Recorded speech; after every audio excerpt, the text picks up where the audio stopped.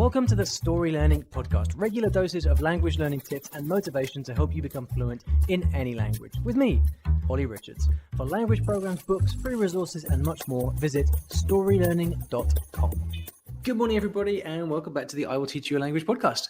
Hope everything is great where you are.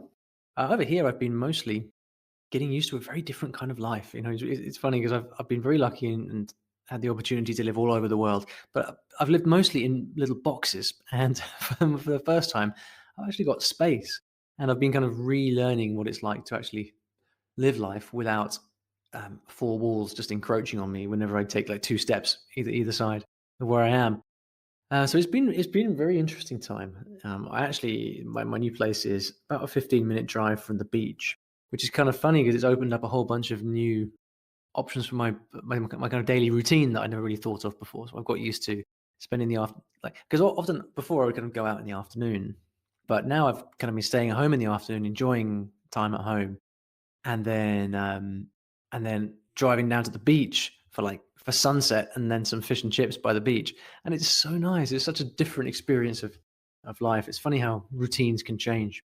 And it's been wreaking absolute havoc with my language learning routine. I don't know what my language learning routine is right now. It's been totally turned on its head, but that's fine.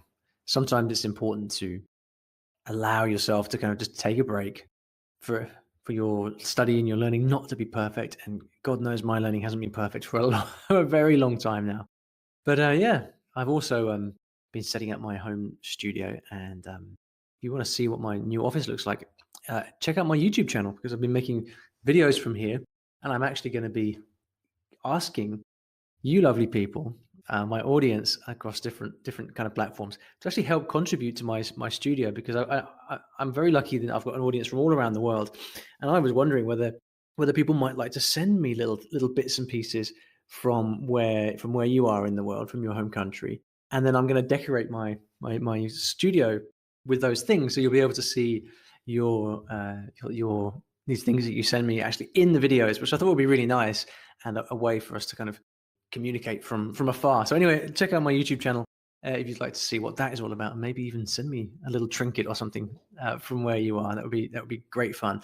What else has been going on? We've also been working very hard with the whole team to prepare for the launch of Conversations 2. And Conversations, in case you don't know, it's probably my most popular ever program.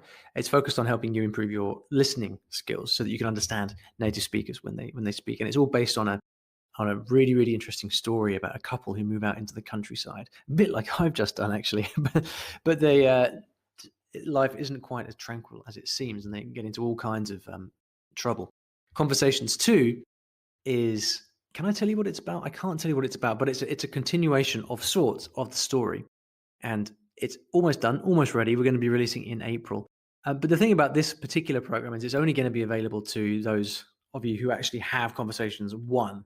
So if you don't own Conversations 1, you won't. I won't even tell you about this, because there's no point really, because it's a continuation of the story. So it wouldn't mean much to you. But if you are interested in this and you'd like to know what all the fuss is about, you can go to iwillteachyoualanguage.com. Browse the various language courses and have a look for Conversations. We have it in 6 languages. We are adding English as well. English and Russian, I believe we're adding. And I think we're going to be launching this probably in mid-April. So if you are a Conversations student by that point, then you will also hear about the launch of Conversations 2. And the cool thing about that is, whenever I launch these new courses, I always like to do big offers. So I'll be giving away a very, very good bundle. What I normally do, not to let the cat out of the bag too much, but basically whenever I release a new course, I like to give you the chance to get all languages for the price of one, which is nice because you get like 8 courses in all different languages for no extra cost. It just allows me to reward people who have been supporting me and following me for all this time. So anyway, Conversations is something to check out if you'd like to be involved in that, in the second part of what's going on. I think we're going to get into today's question. And today we have another little big question, which is becoming a bit of a trend, which is fantastic. And it is our friend from Algeria. Hi, brother Olly. Good morning from Algeria. Today I have a little big question. about your approach in teaching languages or in learning languages. So your approach is in 3 words. It's read, read, read. So what is the difference between your approach and the approach that says listen, listen, listen? You know, the écouter, écouter, écouter. C'est quoi la différence? What is the differences between your approach and this approach? And thank you so much. Brother Mohammed, thank you so much for your question. It's great to hear you back as well. You left a question before, and these little big questions they're awesome, because it is a little question. It was only 30 seconds, but it's also a very big question, because what's the difference between read, read, read, this mantra that I have, well, it's not just me, many people have, and listen, listen, listen. What actually is the difference? C'est quoi la différence entre, as you put it, écoutez, écoutez, écoutez, and lisez, lisez, lisez? C'est quoi la différence? What's the difference? So I love this question. And it was also a really great opportunity to just gather my thoughts and think, trying to quantify all this stuff. This is why I like this podcast, because it gives me a chance to take these big questions, these little big questions, and actually organize my thoughts so that I can explain them over the airwaves. Very useful for me, because as they say, when you like, teaching stuff is often the last stage of mastery, right? Once you've got very good at something, teaching it is then the way to actually really, really know your stuff. So what's the difference between the power of reading and the power of listening in simple terms? Well, let's start by talking about what reading is and why reading has the benefits it does. So for me, it's mostly because reading is the most convenient form of input for study. If you think about the study process, what you're doing is you sit down and you engage with the language. And the thing about reading texts is that you get to see the words on the page in front of you. It's all laid out in a very convenient format. And it makes it very, very suitable for the way that we study. You can look through a sentence, you can read a sentence, and then you can go back and you can look at the word before or the sentence before. You can reread a sentence easily. You can scan through the text to see how long it is, to look to see if you see a word, you can scan through the text forward to see if it comes up again. There's so many different ways that you can, what we say, process that text. So many different ways that we can deal with the text, because it's all there and you can see it all in one place.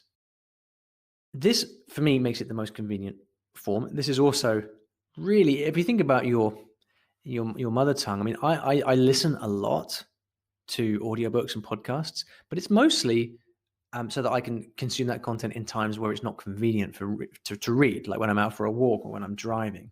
But I do find, and you can tell me whether this is true for you, do you get more from listening to an audiobook or from reading an actual book?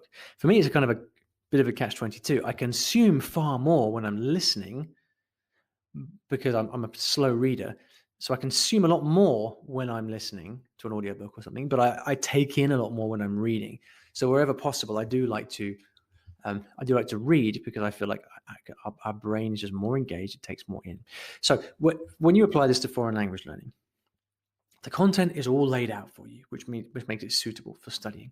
But written material often has a different quality to spoken material. So when you write something down, you write stuff more intentionally, more thoughtfully than if you were just speaking it. Like when I'm speaking right now, it's off the cuff. I have notes in front of me, but it's it's very spontaneous. But if I were to write this in the form of a blog post, I would take so much more care. I would organize my thoughts a lot more. I would edit.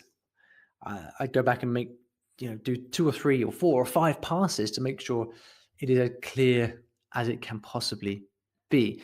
And so written content is almost always more eloquent than spoken content. And this is why people tend to write books. People write books first and then get someone to do the audio recording later.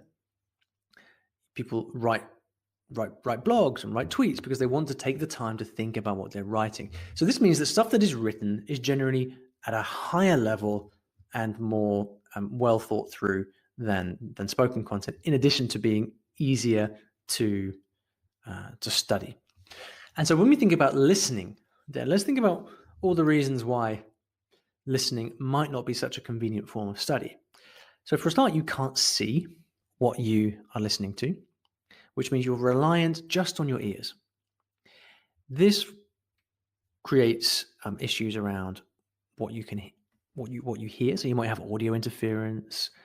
It might be quieter or louder. You might have people with different accents that you can't quite hear clearly. Basically, you're not. This is not necessarily a question of understanding the language, the words and phrases and grammar being used. It's more of a test of actually your listening skills in itself. Or we can say that I think your listening skills are being tested just as much, if not more, than your linguistic understanding.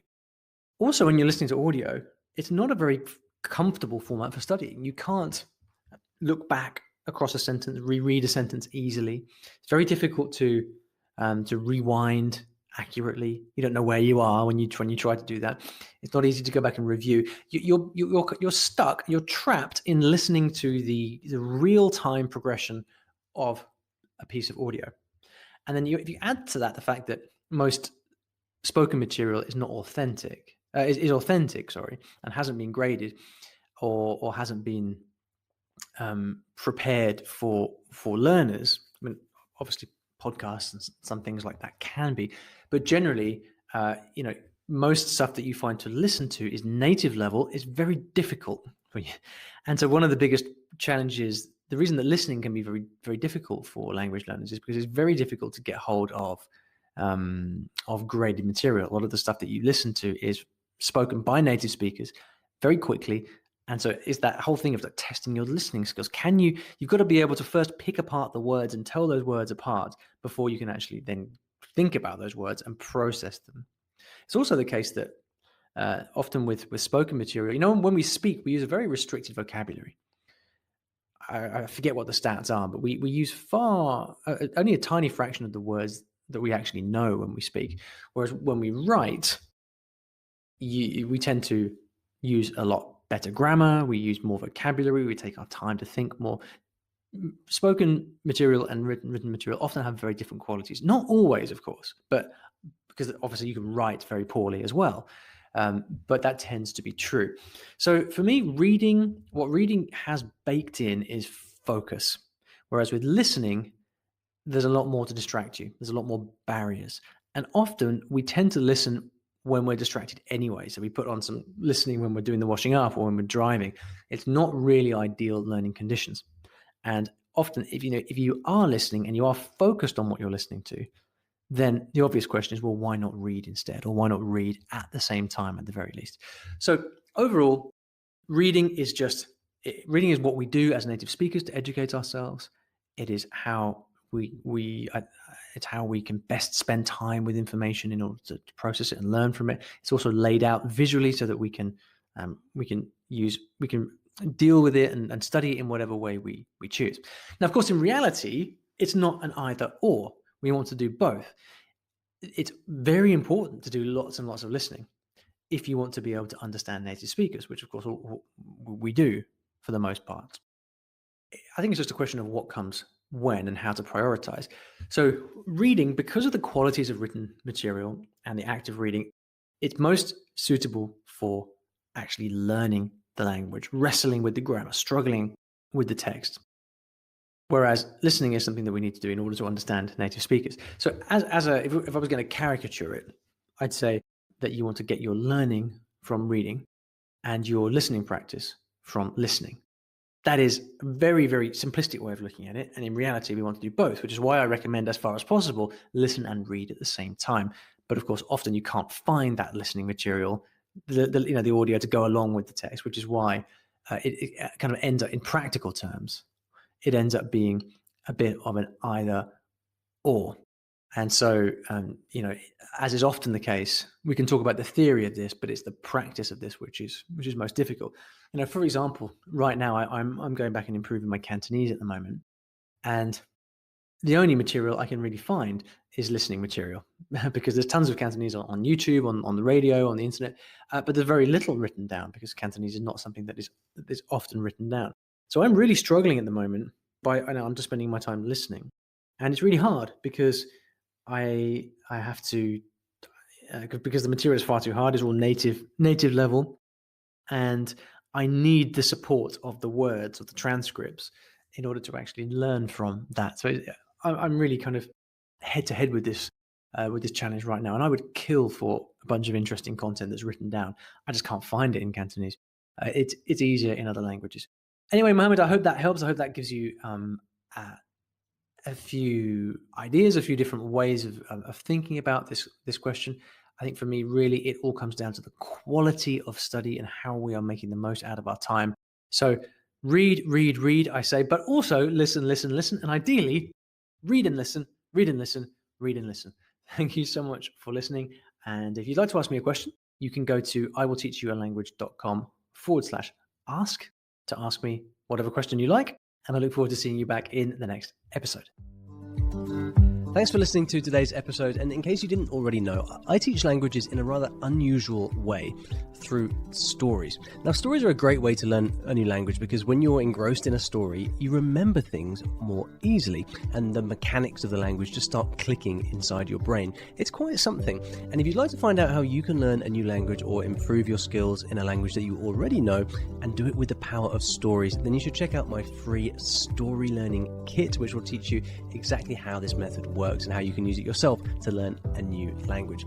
Visit storylearning.com/podkit. That's PODKIT to get free access.